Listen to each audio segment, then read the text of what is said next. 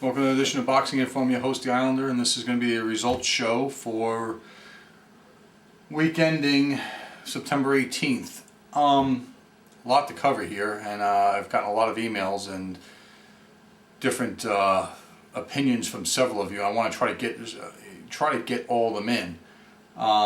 Let's start off with a card that was not previewed, but does bear actual touching, and that was last week or I should say last Thursday in El Paso, Texas, in which I think it was Telemundo or Telefutura, I think, televised this, or it could have been one of the Latin channels. Johnny Gonzalez defending his, I guess, WBC featherweight title against Rogers Matagua, who is most famous for pushing Juan Ma Lopez to the limit and almost knocking him out in the last round of their fight, and then following that up with getting blown out by Yuriorkis Gamboa. He's lost 3 of his last 4 fights. In this fight, Gonzalez was all over him. I got to see this on a replay. He's too big, too strong, and one of the things that I was never a big fan of Johnny Gonzalez, because I thought he just, almost like Victor Ortiz, I thought he lacked a certain fire to follow through and follow up. Like he had Israel Vasquez on the verge of defeat and just couldn't follow up. A lot of that's testimony to Israel Vasquez being the fighter he was and battling him off, but also, you know, Johnny Gonzalez, you know, losing to Jerry Penalosa in a fight that he was pretty much winning, and one shot to the body did him in. You know, that's not taking anything away from Jerry Penalosa either. I just think the jury has always been out on Johnny Gonzalez, and he has since switched trainers and joined up with Nacho Beristain, and it's shown remarkable improvements in his fights over Hozumi Hasegawa and now Rogers Matagua, keeping in mind that both of those guys, along with Johnny Gonzalez, were both bantamweights or junior featherweights moving up in weight, and Johnny Gonzalez's frame is a lot more suited for handling the 126-pound division than either of those two guys. This fight was stopped with Gonzalez teeing off of Matagua in a corner, and on the undercard, Pepino Cuevas Jr. got knocked out or stopped in the first round by Antonio Escalante. So that was one card. Moving up the chain, let me see of things. Something I also didn't, it was on Saturday night that I did not preview, was Tyson Fury back in the ring quickly after his victory over Derek Chisora, taking on Nikolai Furtha, who he scored a 5th round TKO over. You know, American journalists are starting to recognize Tyson Fury, and they're also recognizing him for being one of the more super hyped British Isles heavyweight fighters in a long time. You know, as far as certain journalists across the Atlantic are concerned, and when I say across the Atlantic, I mean on the eastern side of the Atlantic, you would think that Tyson Fury is going to be one of the person that's going to unseat or upturn the apple cart that is the Klitschko heavyweight division. That may be when he has double the number of fights he has right now, which he has 16, when he has 32 fights, and maybe, you know, 22 knockouts or more, then maybe he'll be ready to step in with the Klitschkos. They'll be older by then, but otherwise he's going to be one of these other fighters that is in line for a shot at one of the 4 vacant titles, which is going to produce 8 spots for 8 fighters. As you know, a lot of you have asked me about, where does Tomas Adamek go? I mean, he's going to grab one of those 8 spots and get a, you know, and so is David Hay, and so is Alexander Povetkin, you know, and so on. That's the way this is going to shape out. That's the only way we're going to have an undisputed heavyweight champion, is when the Klitschkos go away and those titles get splintered and then they get put back together, depending upon how willing. And I think, you know, kind of like with the American economy right now, everybody, including myself, is so fed up with it, so fed up with the elected officials. The boxing public is fed up with the way the heavyweight division has been manipulated by both promoters and by fighters who will not fight each other, whether it's for financial reasons or it's just for family reasons, which, you know, I can't blame the Klitschkos for not fighting each other, but, you know, they're having a hard time now finding suitable opponents because the opponents don't want to take fights against the Klitschkos. neither here nor there. You know, David Haye made a lot of noise, and look at what he got. You know, Tomas Adamek, you know, fought. At least I'll say in Tomas Adamek's defense, he came to the United States and fought Chris Arreola in his backyard and beat him fair and square. That, in my mind, is deserving of getting a shot at the heavyweight title, even though he fought other fights in between. So, you know, he's fighting the threats. Another guy is a big, you know, bag of wind, hot air, and even though they both got railroaded, I find more respect in Adamek's performance than I do in Hayes. And I'm not going to say anything more about this.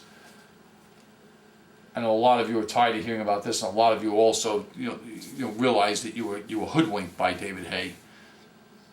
We'll get more to hoodwinking later. All right, split card on HBO pay-per-view from Los Angeles. Saul Canelo Alvarez scoring a 6th-round TKO over Alfonso Gomez. All right, this fight started off just like Gomez's fight with Miguel Cotto. Left jab early in the late in the first round, and that fight was early in the second round with Cotto. Down he goes, gets right back up, resumes action.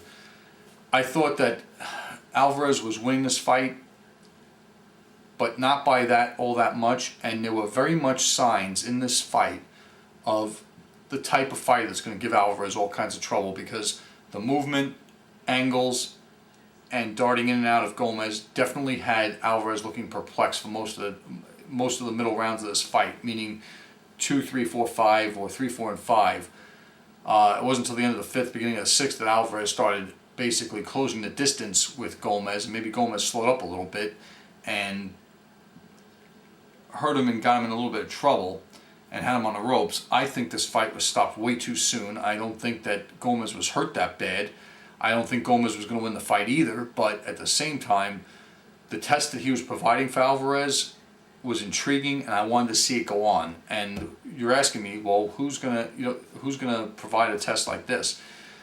The thing is, I think that the Golden Boy people are smart enough to know that Alvarez makes so much money, they need to keep him away from the likes of Molina, who just beat Kermit Cintron, the likes of Erislandy Lara, the likes of, even when Kermit Cintron fought El Perro, that's going to be a style that's going to give Alvarez trouble. The way Cintron fought against El Perro. And, my thinking is that he's going to do well and do okay against guys who come to him, who are there for him to fight, not the Sergey Zinzuriks, not the Sergio Martinez's, the Paul Williams. He'll do okay against, for as long as he can withstand the punches that Paul Williams lands on him. And I like watching him fight. I just think he's been pulled along very carefully, and it's for good reason. And we saw in this fight why it's for good reason. But a good win altogether for Alvarez in a somewhat high-profile fight. All right, that brings us to the real meat of the pay-per-view card, which is one coming from Las Vegas. Jesse Vargas, one of Floyd Mayweather's disciples who he promotes, was being hyped. He was 17-0 with 9 knockouts, taking on Josito Lopez, 29-4 with 17 knockouts. Look, this was back and forth action in this fight. I, for one, thought Lopez had gotten the upper hand throughout much of the fight. Not dominated, but just barely got by, and I was expecting him to get the decision. In actuality, he got a split decision, and very close too. 96-93, 95-94 for Vargas, and 96-93 for Lopez. I'm thinking the fight was probably a 1 or 2 point fight for Lopez, if I'm watching it. But neither here nor there. It's good to see guys taking tests like this, or being tested like this, that are up and comers. And I don't have any blame, for Mayweather putting Vargas in with Lopez, or they expected him to blow Lopez away, or not blow him away, but get by him reasonably easy. Not the case, but that's okay. Sometimes these fighters need to take tough fights. And then we got Eric Morales fighting for a bogus WBC super lightweight junior welterweight title that was for no reason stripped from Timothy Bradley.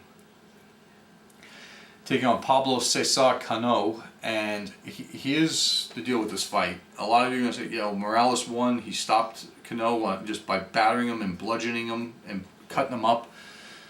But the most alarming thing about this fight to me is that this is a guy, Cano, who, you know, may have a bright future ahead. I'm not sure he's championship material, but the effort that he gave was very similar to an effort that, say, Azuma Nelson gave against Salvador Sanchez when he was just outgunned against an experienced fighter. And the better days are ahead of Cano, not Morales. And although Morales had points of brilliance in this fight, a couple things have become very apparent to me about him. As much as we were writing him off before he fought Maidana, and he surprised everybody by not only hanging in there with Maidana, but hurting him bad with headshots, I think that was an aberration. And I'll tell you why. Because when youthful exuberance and effort was put forth in front of him, the disparity in skill level here, or experience and skill level, was very similar to when Morales fought a guy named Bobby Boy Velarde, who had beaten up his younger brother Diego, and Morales ripped right through him. Morales tried to rip right through Cano, but the problem was that Cano offered resistance, youthful resistance. And with that said, I think this fight was a better indication of where Morales' current boxing game is at than it was against Maidana, because Maidana is fairly one-dimensional, and when you negate some of what he's doing, a boxer is going to be able to survive against Maidana and mount an offense against him, which is what Morales did. And I don't think that fight was a true indicator of how much Morales has left. I think this fight was a better indicator, and I'm not liking what I'm seeing, because if they do somehow make a fight between Morales and Amir Khan, it's going to be bad. And I just would, or even Morales and Timothy Bradley, it's going to be bad. I'd rather just not see it. This is, and I think Lucas Mathis should beat Morales, I would think. But you know, you never know when a guy gets in there with, in the bright lights, big names, the big event, how they're going to operate. Morales has been there 100 times before. Lucas Mathis has been there maybe once or twice, not even on the big stage. So that one's a toss-up. And then came the main event, which everybody's hemming and hawing about. Floyd Mayweather taking on Victor Ortiz. All right. Let me answer some questions that both the talking heads on TV and a lot of you have brought to my attention. And that is, was this fight ended on a sucker punch? Absolutely. Was the punch legal? Even more so, absolutely. What happened in this fight? Well, we all knew going into the fight that Mayweather was by far more skilled than Victor Ortiz. The question was whether he had his legs, he was going to still have his legs, and whether he was going to, after a 16-month layoff, whether he was going to be sharp. Now, let's be clear, he looked a little rusty at points in this fight, but that didn't stop him from bouncing right hands off of Victor Ortiz's head in the first 3 rounds through the southpaw stance. The same thing I'm sure he's planning on doing to Manny Pacquiao. But, and this is a big but, in the 4th round, Victor Ortiz decided to pick up the pace. And he wasn't throwing one punch at a time anymore. He was fighting very tentatively, like fighting not to lose or not to get hurt in the first 3 rounds. In the 4th round, he started to change this around and started to get a lot more aggressive and hyperactive. And he did catch Mayweather with a couple of shots, which made Mayweather retreat and back to the ropes. And that's when Victor Ortiz tried to pound some punches to the head and the body, and they were defended against. Like I warned you in the preview video, they'd be defended against. You're not going to get to Mayweather when he's on the ropes. Manny Pacquiao, I think, probably knows this. The fight's going to be won against him in the middle of the ring, in that middle ground where you're basically either all out, all in, but it's the range of getting there and back is where this fight's won or lost. And it's where Mayweather beats everybody too. With that said, Ortiz became very frustrated when he had Mayweather on the ropes and he couldn't land to the body, he couldn't land to the head. Mayweather's defending like he always does. Ortiz lowered his head and clipped Mayweather with the top of his head. It happened twice, and I don't know if it was the first or the second time, but the damage that was done was Mayweather's lip was cut open on the front and inside his mouth. which tells you how hard that headbutt had to be, because when wearing a mouth guard, if that's going to allow that to happen to you. I know, butt-induced cuts are impact injuries, not from ripping, material type injuries like with the gloves. Ortiz went into what is, first of all, Joe Cortez took away a point for the infraction. Why he didn't give him a stern warning about it, I don't know, but I mean a stern where he calls timeout and gives him a warning. He took a point away, which is fine. The damage that was done to Mayweather deserved the point being taken away. And Ortiz went into this very sad, very almost, this is for Ring Warrior 12, liberal type of apologetic, Obama type apologetic behavior. He went up and he hugged Mayweather, he kissed him on the cheek, he tried to hug him again. I am not certain from watching this if Cortez ever did call time in. What I do know from watching the replay about 100 times is this. Ortiz approached Mayweather with his arms out. Mayweather had his defense up, and Ortiz's arms went almost around Mayweather's waist. Mayweather touched his gloves and kind of like, told him, kind of like showed him to get back. And Ortiz got back. He started looking at Cortez for instructions. Now, at this time, and this is coming from the ring camera that was behind Ortiz at the time in the corner, looking into the ring. Joe Cortez, for no unknown reason, is standing there looking outside the ring, like this. Ortiz, whose back is towards us when we're looking at this image, is turned looking at Cortez, looking out of the ring behind and to the side of him. Mayweather is looking straight at Ortiz, okay? I'm with Mayweather. This is protect yourselves at all time. Fight is on. I'm not defending him because he shouldn't have done this. He wings a left hook at Ortiz, and I believe that was the warning, get your hands up, this fight is live. Okay? At that time, Ortiz takes the punch and then looks even further at Cortez, about to say, are you going to let him do that to me? And in comes the right hand, and down he goes on his backside. I didn't think he was that hurt by the punch. I thought he probably could have beat the count. Those of you who think the fight's fixed, I say it's not fixed. I don't think it was fixed. I just think that I agree with what Teddy Atlas said in his post-fight remarks, where he said that basically Ortiz had checked out of the fight. He was looking for a way out of the fight. He was looking for a way to get his payday and get lost because he knew he wasn't going to beat Mayweather straight up. Mayweather's behavior. All right. It was within the rules, and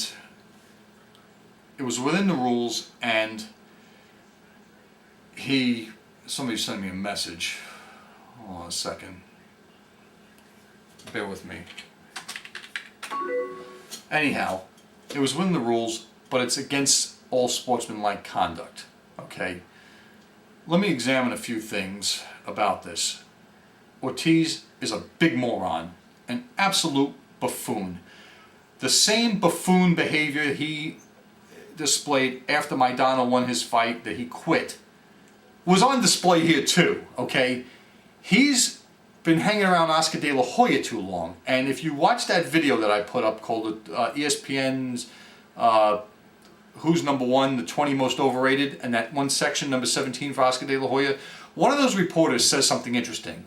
He says Oscar De La Hoya always gave the impression that he would rather be a celebrity than a prize fighter. That's the same thing with Victor Ortiz. He's been hanging around Oscar too long, and he would rather be a celebrity than be a prize fighter. Prize fighters don't act like he was acting. Yeah, you fouled the other guy, you said you're sorry once, now get on with the damn fight. It was your fault this happened, not Mayweather's. To an extent it was Cortez's for not having control of the fight.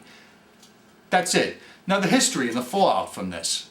For those of you who are going to jump my case and say this was Mayweather's fault and all this other kind of stuff, fine. It was. It wasn't. It was. Who cares? Here's the deal. somebody, let me find who this was astute enough to actually ask me if I was concerned with Joe Cortez being the referee for this fight before the fight happened. I want to give this person credit where credit's due. So bear with me while I pull this video up and pull the comments up, because I want to go through a brief history of what has taken place with Mayweather in the ring, with Joe Cortez, and with tactics just like this in previous fights, okay? The first time, let me see.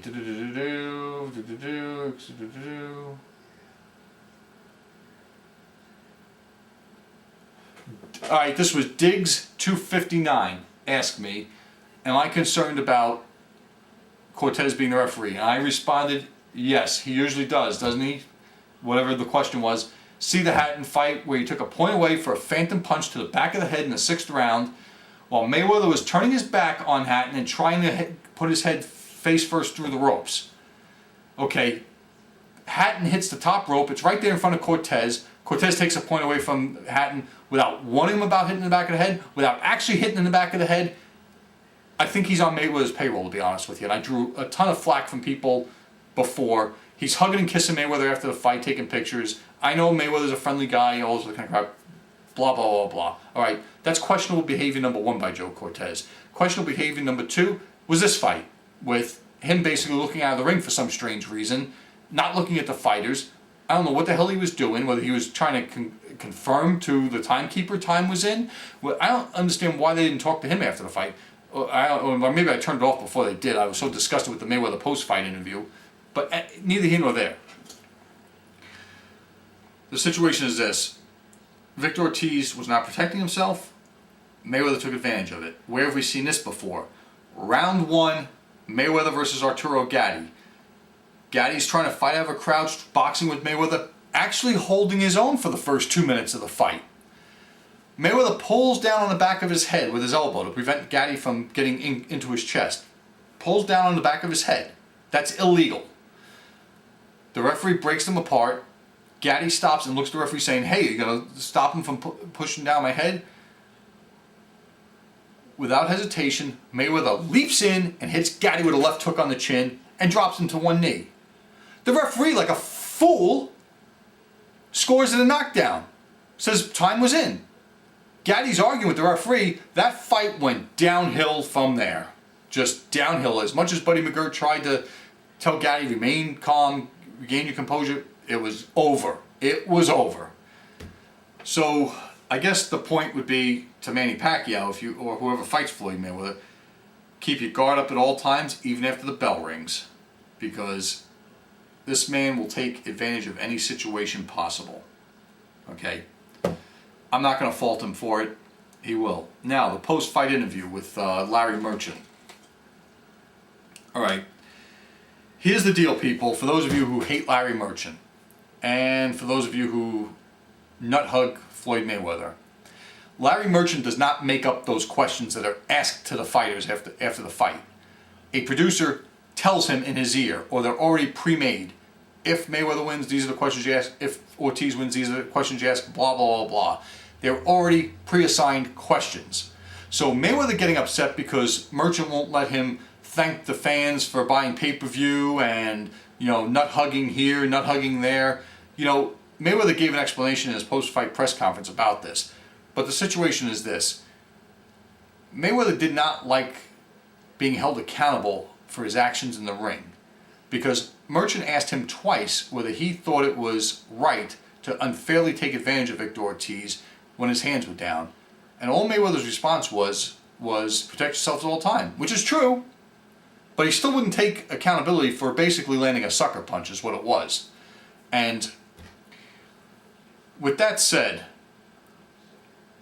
Mayweather went on a rant and said he was going to stop the interview right there, let him talk to Victor Ortiz because he didn't get no fair shake. HBO never gives him a fair shake. In which time Merchant turned from looking at Mayweather going to the camera and then told Merchant that that HBO needs to fire him and that he don't know because he doesn't know shit about boxing, and he isn't shit, and he isn't shit, and this and that. And Mayweather and his posse were about to, and stupid Leonard Ellaby is in the background when Mayweather first says to him, you don't know, HBO doesn't give me a fair shake, and Ellaby's like, no, never, get your little cheesy mustache out of the picture. We're not here to see you anyway, Leonard.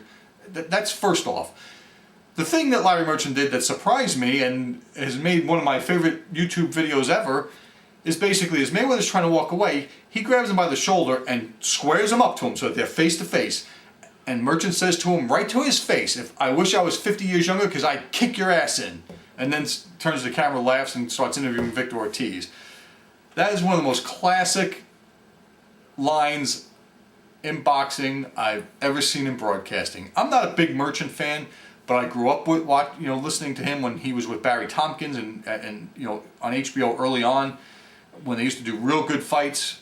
And I don't have as much dislike for him as a lot of you others do, because you guys think he's disrespecting the fighters. Look, he's being paid to do a job and ask questions. He doesn't need some fool. Basically, it's okay to thank God. Start thanking, every person that's ever trimmed his toenails, every person that showed up to kiss his ass at a press conference, every person that showed up to, look, they didn't even sell out the MGM Grand.